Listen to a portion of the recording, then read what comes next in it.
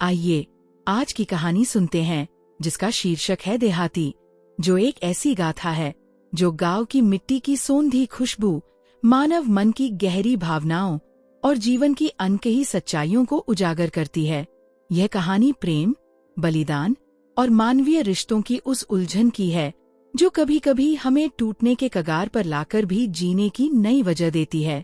ये कथा एक देहाती गांव की पृष्ठभूमि में रची गई है, जहां हर पात्र अपने भीतर एक अनकही कहानी लिए चलता है और हर मोड़ पर जीवन का एक नया रंग सामने आता है। गंगा के किनारे बसा था एक छोटा सा गांव, सूरजपुर। ये गांव न तो बहुत समृद्ध था, नहीं बहुत पिछड़ा। यहाँ की मिट्टी में मेहनत की खुशबू थी और हवाओं में सपनों की फुसफुसाहट। गांव के बीचों बीच एक पुराना बरगद का पेड़ था, जिसके नीचे गांव वाले अपनी सुख दुख की बातें साझा करते। इसी गांव में रहता था रमेश, एक ऐसा नौजवान जिसके चेहरे पर हमेशा एक हल्की सी मुस्कान रहती थी, मानो वह दुनिया के सारे दुखों को अपने दिल में समेटकर भी हंसना जानता हो। रमेश का परिवार साधारण था।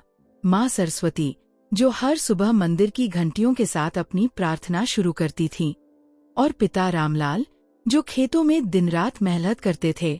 रमेश का एक छोटा भाई था, गोपाल, जो अपनी चंचलता और मासूम सवालों से सबका मन मोह लेता था। रमेश की जिंदगी में एक और रंग था, राधा। राधा गांव के ठाकुर साहब की इकलौती बेटी। उसकी आंखें ऐसी थीं, मानो उनमें गंगा की गहराई समाई हो। राधा और रमेश की मुलाकात तब हुई थी जब एक बार गांव में मेला लगा था। राधा अपने दोस्तों के साथ झूले पर झूल रही थी और रमेश दूर खड़ा उसे देख रहा था। उसकी हंसी, उसकी बातें, सब कुछ रमेश के दिल को छू गया। लेकिन यह प्रेम आसान नहीं था। ठाकुर साहब का खानदान गांव में सबसे रसूखदार था और रमेश एक साधारण किसान का बेटा। फिर भी प्यार की राहें कब बंधनों को मानती हैं। दोनों की नजरें बार बार मिलती और अनकहे में ही उनके दिल एक दूसरे से बातें करने लगे। एक दिन गंगा के किनारे, जब सूरज डूब रहा था और आसमान लाल रंग से रंगा था, रमेश ने हिम्मत जुटाकर राधा से अपने दिल की बात कही। राधा, तुम मेरे लिए सिर्फ एक सपना नहीं, मेरी जिंदगी का सच हो। मैं तुम्हारे बिना अधूरा हूँ। राधा की आंखों में आंसुओं की चमक थी। उसने धीरे से कहा, रमेश, मैं भी तुमसे उतना ही प्यार करती हूँ, पर मेरे पिता, वो कभी नहीं मानेंगे। रमेश ने उसका हाथ थामा और बोला, हम मिलकर हर मुश्किल को आसान कर देंगे। बस तुम मुझ पर भरोसा रखो। लेकिन गांव की हवाएं कितनी जल्दी बातें उड़ा ले जाती हैं। राधा और रमेश की प्रेम कहानी ठाकुर साहब तक पहुंच गई। ठाकुर साहब का गुस्सा 7वें आसमान पर था। उन्होंने राधा को घर में कैद कर दिया और रमेश के परिवार को धमकी दी कि अगर रमेश ने राधा से मिलने की कोशिश की तो उनका पूरा परिवार गांव छोड़ने को मजबूर हो जाएगा। रमेश का दिल टूट गया, लेकिन उसने हार नहीं मानी। वो हर रात गंगा के किनारे जाता, जहां वह और राधा पहले मिला करते थे, और वहां बैठकर अपने अधूरे सपनों को ताकता। इसी बीच गांव में एक नई मुसीबत आ खड़ी हुई। गंगा में बाढ़ का खतरा मंडराने लगा। गांव वाले डर के मारे अपने घरों को छोड़कर ऊंची जमीन की ओर भागने लगे। रमेश का परिवार भी बाढ़ की चपेट में आ गया। उनके खेत डूब गए और घर की दीवारें पानी के तेज बहाव में ढहने लगी। रमेश ने अपनी माँ और भाई को सुरक्षित जगह पर पहुंचाया, लेकिन उसके पिता रामलाल खेतों में फंसे कुछ जानवरों को बचाने गए और बाढ़ के पानी में बह गए।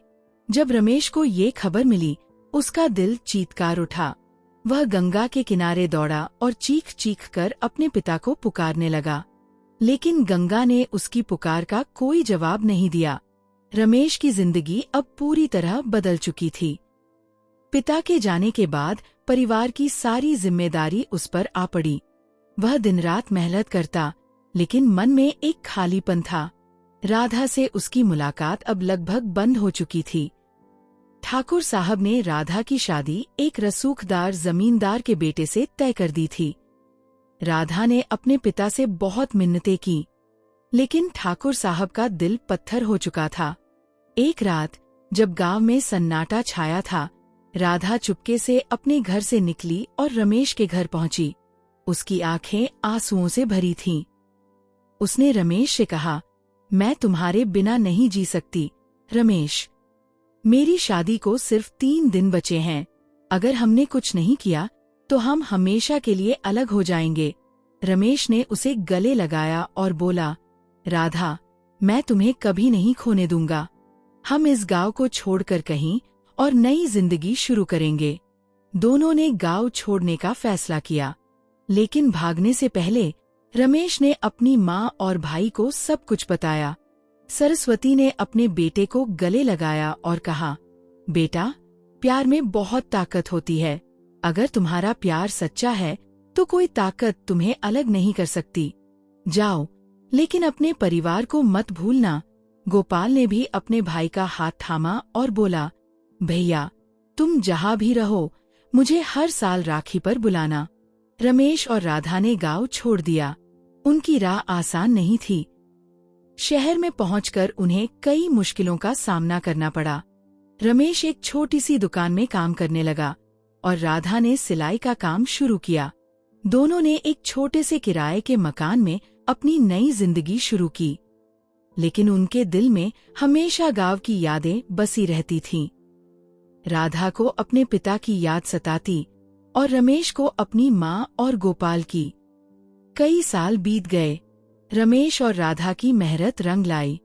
उन्होंने अपने छोटे से व्यवसाय को बढ़ाया और एक छोटा सा घर खरीद लिया।